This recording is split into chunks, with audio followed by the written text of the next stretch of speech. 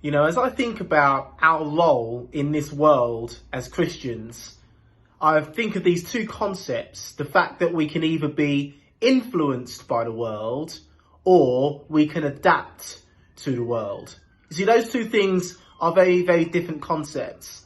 In Romans chapter 12, the Word of God tells us to no longer conform to the pattern or the way of thinking of this world, but be transformed by the renewing of your mind. We're also aware of that statement that we are in this world, but we are not of it. In other words, God has placed us as believers in societies, but we're called to be different, to live different, to think differently.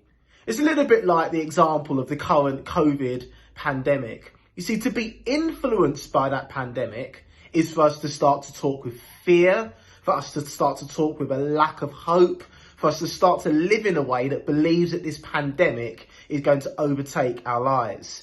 But to adapt to the pandemic is to do something like this. You see, when we put on our face masks, we're not saying that the pandemic is destroying us. We're saying we're simply adapting to the environment.